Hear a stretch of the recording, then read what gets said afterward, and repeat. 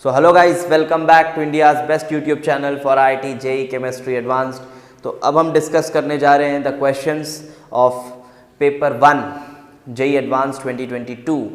तो मैं थोड़ा आपको सीक्वेंस बता दूं किस तरह से वीडियोस आएंगी आपके पास, और बहुत कुछ आपको सीखने को मिलेगा specially for JEE advanced 2023 aspirants. बहुत डिटेल में सॉल्यूशंस को हम देखेंगे, हर पॉसिबिलिटीज़ को देखेंगे और मोस्ट एक्यूरेट आंसर और मोस्ट कॉन्सेप्चुअल आंसर्स आपको प्रोवाइड करने की कोशिश करेंगे।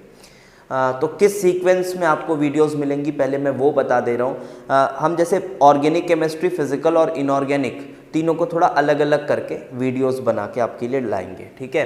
तो सबसे पहले पेपर 1 के जो ऑर्गेनिक केमिस्ट्री के क्वेश्चंस हैं उनकी एक छोटी वीडियो, ऑर्गेनिक केमिस्ट्री के 3-4 क्वेश्चंस का कलेक्शन करके, फिर फिजिकल केमिस्ट्री के 3-4 क्वेश्चंस का कलेक्शन पेपर 1 से सीक्वेंस के हिसाब से, ठीक है। उस हिसाब से आपको क्वेश्चंस मिलेंगे। तो चलो शुरू करते हैं। Organic chemistry paper 1 question number 6 which was the first question of organic chemistry, और फिर पेपर एनालिसिस भी करेंगे बाद में कि कैसा रहा। और आप थोड़ा भ्रम से दूर रहो यार, बहुत लोगों का ये कहना है पेपर एनसीईआरटी बेस्ड था, हाँ थोड़े बहुत थे एनसीईआरटी से रिलेटेड कंसेप्ट्स, बट क्वेश्चंस को फिनिश करने के लिए सिर्फ एनसीईआरटी का ज्ञान इनफ नहीं था, ये बात ध्यान रखो। बहुत जगह ट्रैप है, छोटा छोटा ट्रैप है, कुछ हद तक पिछले साल से मिलता जुलता पेपर लग रहा है, बट एनालिसिस बाद में करेंगे। अभी चलो देखते हैं सॉल्यूशंस। तो let's move on to question number 1। तो यहाँ पे क्या हो रहा है, देखो रेड फॉस्फोरस ब्रोमीन, इसको मैं बहुत सिंपल क्वेश्चन रेट करूँगा। इसमें हो क्या रहा है कि हमारे पास पहले रेड फॉस्फोरस ब्रोमीन के साथ रिएक्शन है, तो एक नॉर्मल यहाँ पे SN2 रिएक्शन होता है रेड फॉस्फोरस ब्रोमीन के साथ, PBr3 जैसा मान लो, और उसके बाद यहाँ पे एक नॉर्मल SN2 रिएक्शन होता है। अपने को यहाँ पे SN1 SN2 से कोई लेना देना नहीं है, सिंपल सा प्रोडक्ट आपके पास यहाँ Br आ जाएगा और यहाँ पे Br आ जाएगा।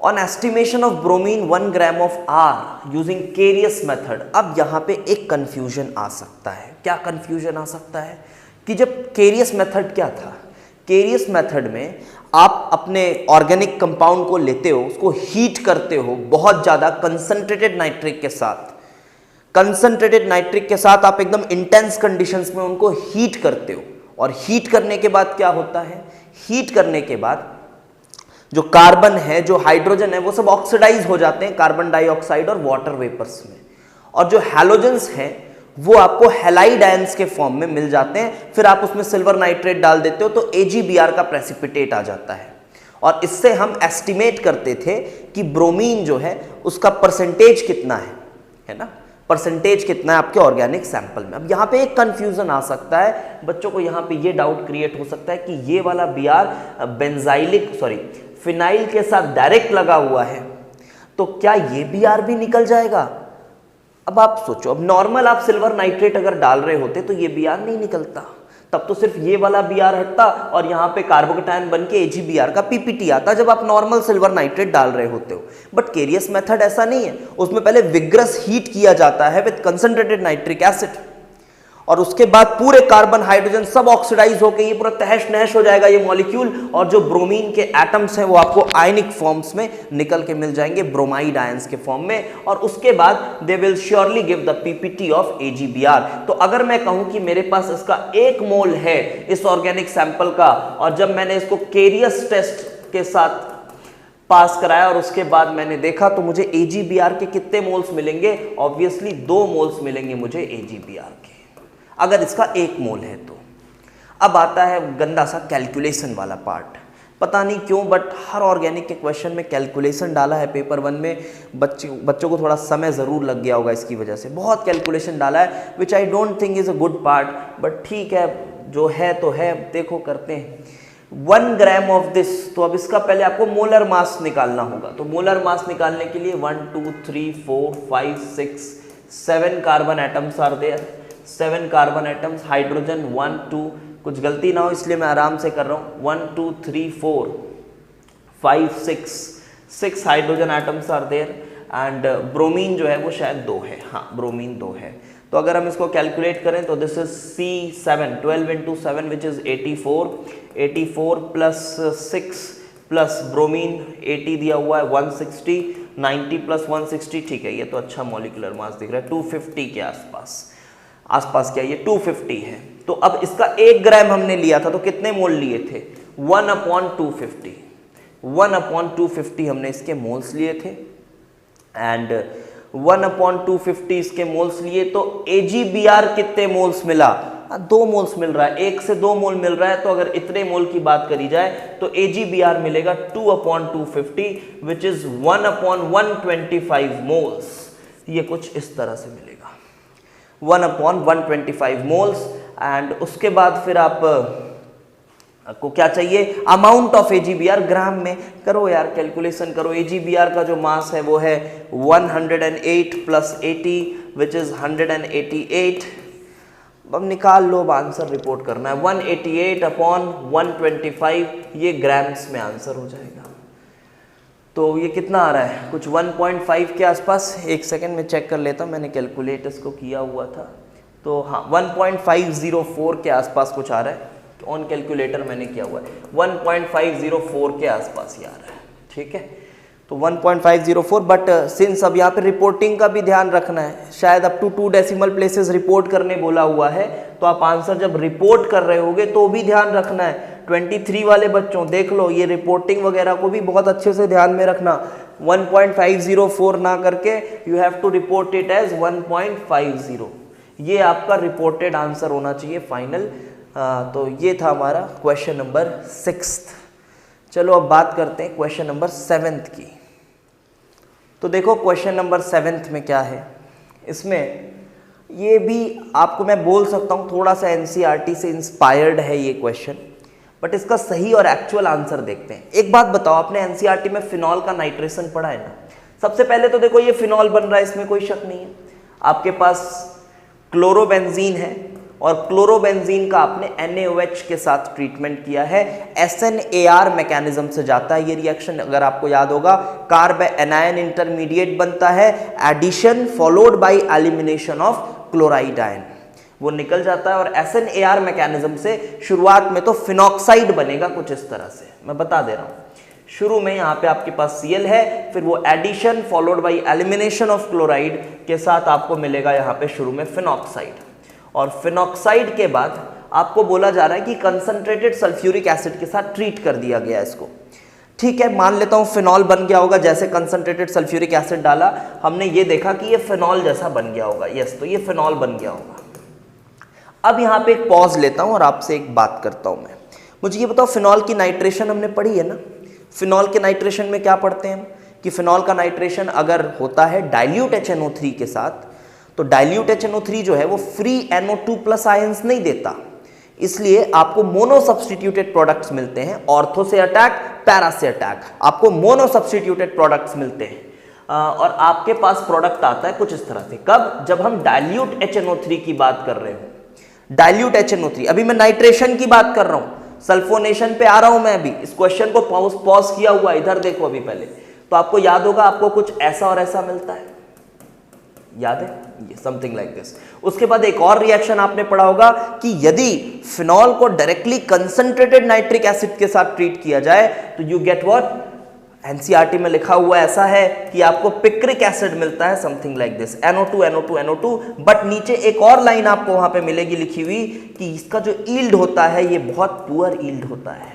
जी हाँ, ये काफी पुअर ईल्ड होता है इसका, 2% के आसपास ये बनता है। मैं बताऊं, बाकी जो प्रोडक्ट बनते हैं वो ऑक्सीडाइज प्रोडक्ट्स बनते हैं, फिनॉल जो है वो बेंजोक्विनोन टाइप ऑक्सीडाइज हो जाता है ना, कंसंट्रेटेड नाइट्रिक एसिड के साथ, तो आपको ऑक्सीडाइज प्रोडक्ट्स मिलने लगते हैं, वो मेजर होता है। तो पिक्रिक एसिड बनता तो है, but this is not a suitable method to form picric acid. Picric acid बनाने का ये कोई अच्छा तरीका है नहीं, तो क्या कराया जाए, तो फिनॉल की कराई जाती है सल्फोनेशन कंसंट्रेटेड सल्फ्यूरिक एसिड के साथ।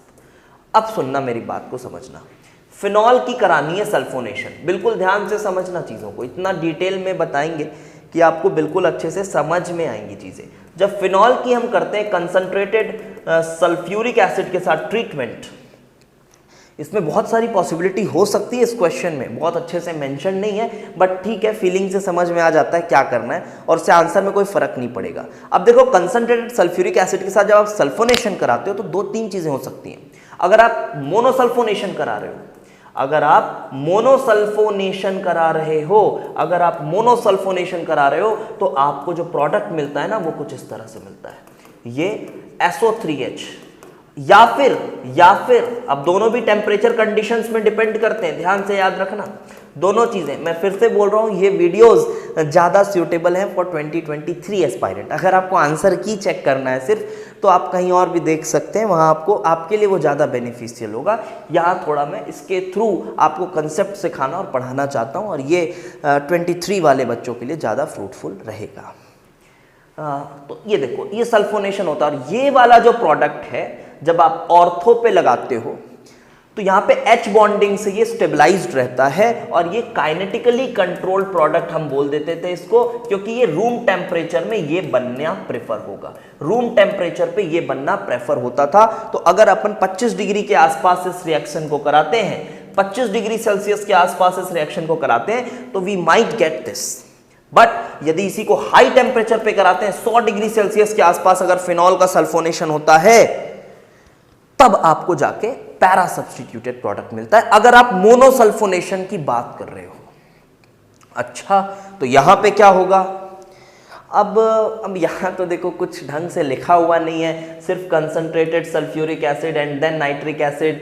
कहीं ना कहीं फीलिंग आ रही है कि पिक्रिक एसिड बनाना चाहते हैं, तो वो एनसीईआरटी के उस स्टेटमेंट से थोड़ा इंस्पायर्ड है। और उसकी मैं बात अगर करूं तो मैं ये बोलूंगा कि अगर आपको पता हो जब फिनॉल की सल्फोनेशन कराते हैं ड्यूरिंग द प्रिपरेशन ऑफ अपना पिक्रिक एसिड, तो जब फिनॉल की आप सल्फोनेशन कराओगे तो डाई सल्फोनेटेड प्रोडक्ट आपको मेजर मिलता है, डाई सल्फोनेटेड। इसके पीछे कोई लॉजिक नहीं है, ये डाई सल्फोनेशन मेजर प्रोडक्ट मिलता है ऐसा, ये आपको पता होना चाहिए। This is major product obtained, disulphonated product. और इसके बाद जब इसका नाइट्रेशन आप कराते हो, याद है SO3H क्या करता है? SO3H फिनॉल्स में अगर SO3H और COH जैसे ग्रुप्स लगे हो तो ये लोग इप्सो सब्स्टिट्यूशन करना प्रेफर करते हैं। इप्सो सब्स्टिट्यूशन क्या होता है सर? नहीं पता? तो थोड़ा सा मैं आपको इप्सो सब्स्टिट्यूशन के बारे में एक बार बता देता हूं। देखो ऐसा कुछ होता था, आपने पढ़ा होगा, जरूर पढ़ा होगा आपने इप्सो सब्स्टिट्यूशन। मैं आपको बता देता हूं, ये देखिए कुछ इस तरह से होता है इप्सो सब्स्टिट्यूशन। ये OH है, सपोज करो आपका इलेक्ट्रोफाइल आया, ठीक है, इलेक्ट्रोफाइल आया और इलेक्ट्रोफाइल ये यहां पे इस पोजीशन पे लगता है। क्यों लग रहा है इस पोजीशन पे? पहली चीज तो ये है कि जब इलेक्ट्रोफाइल यहां लगता है ना तो कार्बोकैटायन जो है वो फिनॉल के OH के साथ स्टेबलाइज हो रहा है, मस्त तरीके से स्टेबलाइज हो रहा है। देखो तो वो बढ़िया से स्टेबलाइज हो जा रहा है। तो आपके पास इलेक्ट्रोफाइल यहां लगता है और ये जो मॉलिक्यूल है ये गैस के फॉर्म में निकल सकता है, तो एंट्रोपिकली भी ड्रिवन है ये रिएक्शन। तो आप समझिए गैस के फॉर्म में कैसे निकलेगा जब इसकी एरोमेटिसिटी वापस करनी है। पहले तो इंटरमीडिएट बना दिया हमने, अब इसके बाद क्या करेंगे? ये इधर गिरेगा और ये वाला बॉन्ड इधर आपके ड्रॉप होता है और ये ड्रॉप होके SO3H, जो SO3 गैस है, H प्लस को हटा दो, इसके कोई मतलब नहीं, जो गैस है SO3 वो गैस निकल जाती है और यहां पे आपका इलेक्ट्रोफाइल उसी पोजीशन पे सब्स्टिट्यूट हो जाता है। This is called इप्सो substitution. आपने पढ़ा जरूर होगा, इवन ये मेंस के भी पेपर में, एक पेपर में पूछा हुआ है और काफी फेमस है, कोचिंग वालों भी बहुत पूछते हैं ये सब क्वेश्चंस को। तो आपके पास इलेक्ट्रोफाइल SO3H को सब्स्टिट्यूट कर देता है। अच्छा, तो यहां पे क्या हो रहा है? हाँ, तो यहां पे आपके पास SO3H है और यहां पे SO3H है। आपने दोनों को किया सब्स्टिट्यूट, तो finally what you have got is picric acid, और picric acid concentrated nitric acid के साथ, हाँ यहां पे थोड़ा ये ऑक्सीडाइज प्रोडक्ट कम आता है और इसकी जो ईल्ड आती है वो थोड़ी बेटर आती है। तो ultimately what you are getting is picric acid. तो Q इज पिक्रिक एसिड। अब क्या करना है? अब इसमें आपको ये तक समझ आ गया होगा यहां तक। अब क्या करना है इसमें? Percentage of hydrogen. अरे फिर देखो वही कैलकुलेशन का रोना है, थोड़ा सा ठीक से कैलकुलेट करेंगे तो चीज़ें समझ में आ जाएंगी। मैं कैलकुलेट नहीं करता, मैं आपको डायरेक्ट आंसर बता देता हूँ। परसेंटेज ऑफ हाइड्रोजन चाहिए तो हाइड्रोजन तो 3 ही दिख रहे हैं, कार्बन कितने दिख रहे हैं? कार्बन तो 6 ही है, हाँ 6 है। हाइड्रोजन 1 2 3, 3 हाइड्रोजन है और NO2 का ग्रुप है, कितने? NO2 है 1 2 3 NO2 के ग्रुप है। तो अगर इसका मोलर मास देखा जाए तो शायद 229 आ रहा है। मैं फाइनल आंसर ही बता देता हूँ आपको, ठीक है, कैलकुलेटर से कैलकुलेट कर लेते हैं, फाइनल आंसर बता देते हैं। फाइनल आंसर जो आ रहा है ना, आप 3 अपॉन इसका मोलर मास, और final answer is 1.31। Final answer is 1.31। I hope ये भी इजी था, बट जो कंसेप्ट्स आपको सिखाया गया है वो अच्छे हैं, उसको थोड़ा ध्यान में रखें।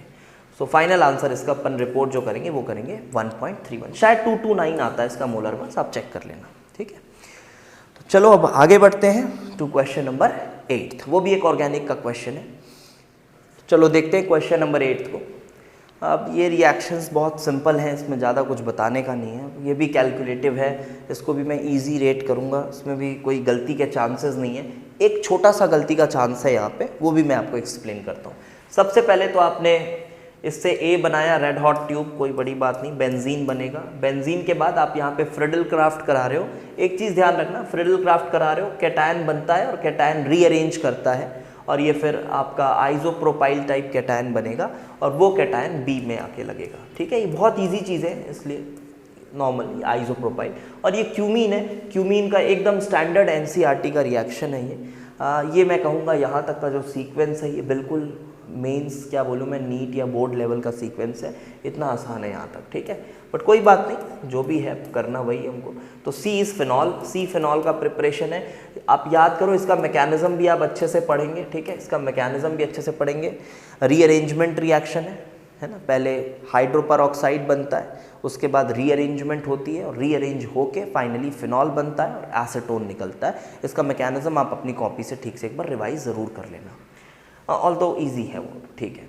अब इसके बाद आप यहाँ पे कुछ बच्चे ना गलती कर सकते हैं। क्या गलती कर सकते हैं? उनको ना CH3COCl देखकर अब वो फ्रिडल क्राफ्ट कराने की बहुत उत्तेजना आ जाती है कि फ्रिडल क्राफ्ट करा देंगे। यही एक छोटा सा ट्रैप हो सकता है इस क्वेश्चन में कि यहाँ पे कुछ लोग यहाँ पे फ्रिडल क्राफ्ट करा सकते हैं लाइक OH और यहाँ पे COCl लगा दें, ये गलत है, ठीक है। फ्रिडल क्राफ्ट नहीं होता। अगर आपको पता हो कि जो फिनॉल्स हैं वो एसिड क्लोराइड्स, एसिड एनहाइड्राइड्स के साथ तुरंत ये ऑक्सीजन रिएक्ट करता है, फिनॉल्स का फ्रिडल क्राफ्ट ईल्ड जो आती है वैसे भी बहुत बुरी आती है। खैर फ्रिडल क्राफ्ट के लिए यहाँ पे AlCl3 होना जरूरी है, बट ये फ्रिडल क्राफ्ट रिएक्शन है ही नहीं। आप याद करो, जब आप सैलिसिलिक एसिड से एस्पिरिन बनाते हो तो उसमें किधर से अटैक कराते हो? ऑक्सीजन का, फिनॉल के ऑक्सीजन का, ऑक्सीजन के थ्रू अटैक कराते हो कि रिंग पे सब्स्टिट्यूट करते हो कैटायन बना के? नहीं करते ना। तो फिनॉल के ऑक्सीजन से अटैक कराया जाता है और आपके पास कुछ ऐसा प्रोडक्ट आएगा दिस। अब मैकेनिज्म देख लो, addition followed by elimination mechanism के साथ ये जा रहा होगा। CH3COCl ये आपका ग्रुप है, ये अपना फिनॉल है, ये अटैक, ये गया, ये आया और ये Cl निकला, एंड यहाँ जो आपको प्रोडक्ट मिल रहा होगा ये समथिंग लाइक दिस OCOCH3, ये आपका प्रोडक्ट होगा। अब क्या करना है? अब फिर वही बकवास कैलकुलेशन करना है। अब देखो कैलकुलेशन में भी यहाँ छोटी सी गलती कुछ लोग कर सकते हैं कि ये 3 मोल से 1 मोल बनता है, अब उसमें वो सिली एरर हो सकती है, बट जो प्रोडक्ट है हमारा वो ये है, ठीक है। तो प्रोडक्ट तो हमारा ये है। अब चलो देखें ये कितने मोल आया होगा। तो इसके 3 मोल से ये 1 मोल बनता है, ये हमको पता है, और हमने लिया है शुरू में एसिटिलीन का 15 मोल। तो 15 मोल से इसका कितना आना चाहिए? एक्चुअली में कायदे से देखा जाए तो 5 मोल आना चाहिए, लेकिन ये ईल्ड दिया है सिर्फ 80%, मतलब 0.8 का ईल्ड दिया है, ठीक है, 0.8 का ईल्ड दिया है। अब फिर इसके 1 मोल से ये 1 मोल ही बन रहा है, हाँ, लेकिन ईल्ड दे दिया कितना? 50%। तो 50% तो 1 मोल ना बन के आधा मोल बनेगा।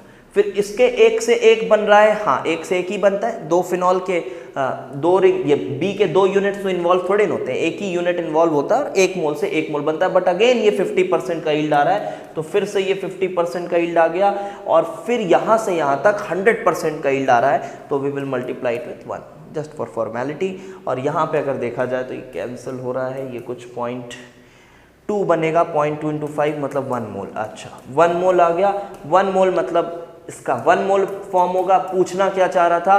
प्रोडक्ट कितना बनेगा ग्राम्स में, तो बस आपको इसको ग्राम्स में बताना है, मतलब इसका 1 मोल है तो मोलर मास बता देना है। आप इसका मोलर मास कैलकुलेट कर लो। आई थिंक जो कैलकुलेटर से दिखा हुआ है मैंने 136 आ रहा है। कैलकुलेशन में कोई गलती होगी तो क्षमा करना, बट होपफुली नहीं होगी, सही है।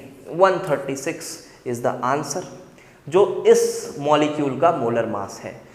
तो इस तरह से हमने 3 ऑर्गेनिक के क्वेश्चंस किए न्यूमेरिकल टाइप पेपर 1 से। अब हम फिजिकल केमिस्ट्री के भी कुछ क्वेश्चंस लेके आते हैं फ्रॉम पेपर 1। ऐसे छोटे छोटे क्वेश्चंस आपके लिए लेकर आएंगे, आप सॉल्यूशन देखो, आपको बहुत आनंद आएगा। ठीक है, थैंक्स फॉर वॉचिंग।